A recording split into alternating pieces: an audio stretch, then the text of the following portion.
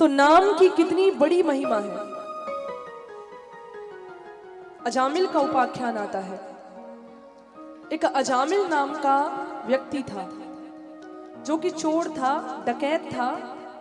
उसका काम था चोरी और डकैती करना, लोगों के घर में चोरी करना, डकैती करना, लोगों को मारना, ये उसका डेली रूटीन था। लेकिन एक बार होता क्या है कि उसी अजामिल के गांव में संतों का आगमन होता है और वो साधु संत अजामिल के द्वार पर आ जाते हैं और ना चाहते हुए भी अजामिल उन संतों को अपने आंगन में बैठकर कीर्तन करने की आज्ञा दे देता है।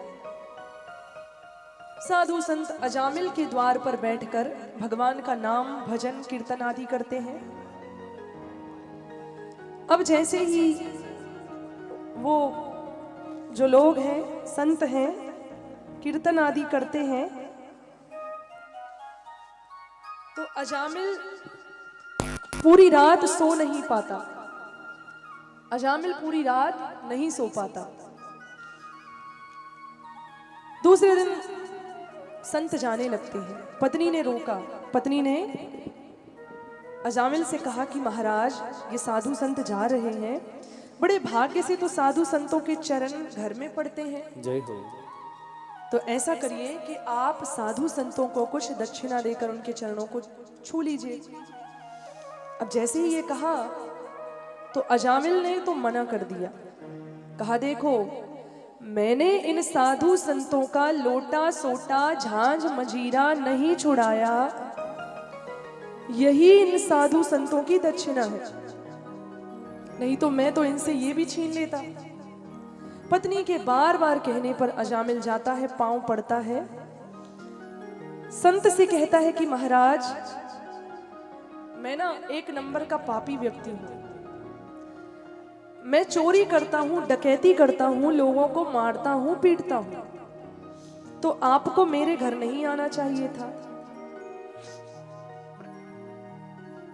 अब अजामिल ने जैसे ही ये सुना कि अजामिल ने जैसे ही कहा तो संत ने तो साफ साफ संतों ने कहा कि भैया, ये बात तुमने पहले क्यों नहीं बताई कि तुम चोर व्यक्ति हो। यदि तुम ये बात पहले बताते तो हम तुम्हारे घर का तो पानी भी ना पीते।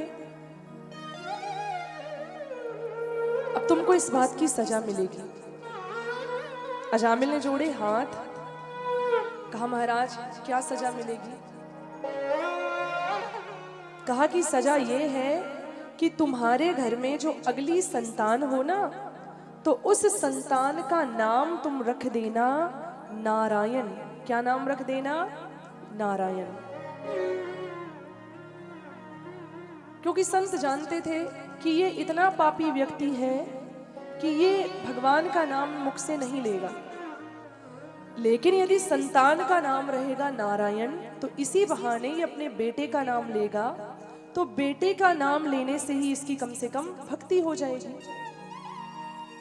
अब ऐसा चलता रहा। समय अनुसार अजामिल के बेटे का जन्म हुआ तो नाम रखा नारायण। अब तो अजामिल बस पूरे दिन नारायण नारायण नाम लेने लगा और धीरे धीरे करके वो उसकी भक्ति होने लगी। उसका अंत समय आ गया और जब अंत समय आया तो हर व्यक्ति को लेने के लिए 2 यमदूत आते हैं। हमें और आपको लेने के लिए भी 2 ही आएंगे, पर अजामिल पापी है, इसलिए अजामिल को लेने के लिए 3 यमदूत आए। कितने यमदूत आए? 3।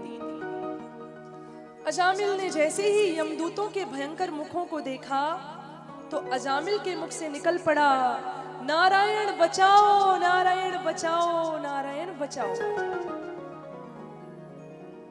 अब अजामिल के मुख से निकला शब्द नारायण, तो यमदूत तो आए 3 और नारायण भगवान के पार्षद आ गए 4।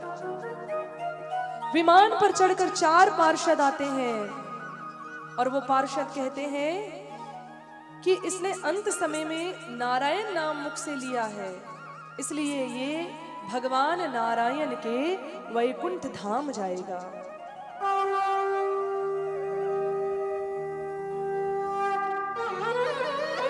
यमदूत कहने लगे कि नहीं, इसने तो जीवन भर पाप किए हैं, इसने तो जीवन भर गलत काम किया है,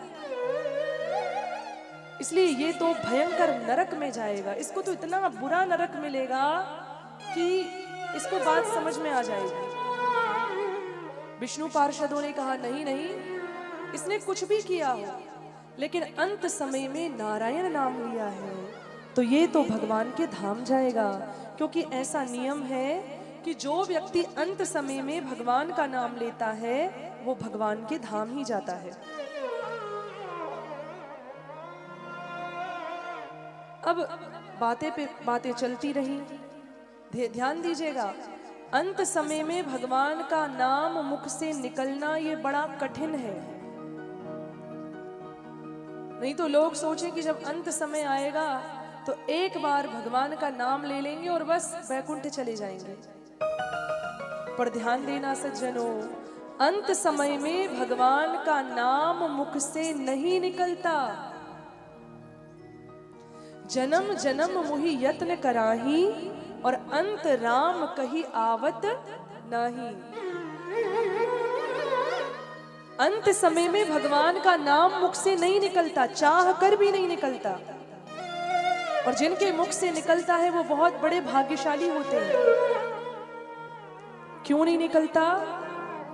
क्योंकि 3 तरह से गला रुंध जाता है, वात, पित्त और कफ। ये 3 तरह से गला आपका ऐसा जकड़ जाता है, ऐसा रुंध जाता है कि चाह कर भी भगवान का नाम मुख से नहीं निकलता, और जिनके मुख से निकलता है तो उन्हें सीधे मुक्ति मिलती है, उन्हें सीधे वैकुंठ धाम मिलता है।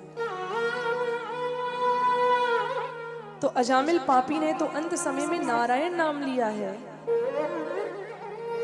यमदूत कहने लगे कि नहीं, ये तो नरक जाएगा। विष्णु पार्षद अड़े रहे, कहा नहीं, ये तो वैकुंठ धाम जाएगा। यमराज ने बात संभाली, यमराज ने कहा ये तो नरक ही जाएगा। विष्णु पार्षदों ने कहा कि नहीं, अंत समय में इसने नारायण नाम मुख से उच्चारण किया है, ये तो भगवान के वैकुंठ धाम जाएगा। बात बात पर बातें चलती रही, निर्णय ना हो सका, और देवताओं के राजा इंद्र के पास बात पहुंची। इंद्र ने भी कहा कि ये तो मैं भी निर्णय नहीं कर सकता कि ये कहाँ जाएगा। ब्रह्मा जी के पास निर्णय पहुंचा, और ब्रह्मा जी ने निर्णय किया कि भले ही इसने जीवन भर पाप किया है, पर अंत समय में भगवान का नाम मुख से लिया है, इसलिए ये तो भगवान के वैकुंठ धाम जाएगा। अजामिल बैठा सोच रहा है कि देखो, जैसा ये विष्णु पार्षद समझ रहे हैं, वास्तव में वैसी बात तो है ही नहीं। इन्हें लगता है कि मैंने इनके भगवान नारायण का नाम लिया है, पर सच्चाई तो ये है कि मैंने इनके भगवान नारायण का नाम नहीं लिया, मैंने तो अपने बेटे नारायण का नाम लिया था। पर देखो, आज झूठा नारायण नाम लेने से भगवान के पार्षदों का दर्शन हो गया, और यदि आज मैंने कहीं सच्चे हृदय से भगवान नारायण का नाम लिया होता तो आज मुझे लेने के लिए साक्षात चतुर्भुज नारायण आते, साक्षात नारायण आते। जय हो। कहा लेने के लिए मुझे नारायण आते। तो इस तरह सज्जनों, ये नाम की महिमा है, नाम में वो शक्ति है, वो चाहे कैसे भी नाम लिया जाए, भगवान का नाम तो हमेशा कल्याण करता है। इसलिए हर व्यक्ति को कोई ना कोई नाम लेना चाहिए, चाहे वो राधे श्याम, सीताराम, ओम नमः शिवाय, ऐसा कुछ भी नाम तो लेते रहना चाहिए। हर व्यक्ति को भगवान का नाम मुख से उच्चारण करना चाहिए। बोलिए कृष्ण कन्हैया लाल।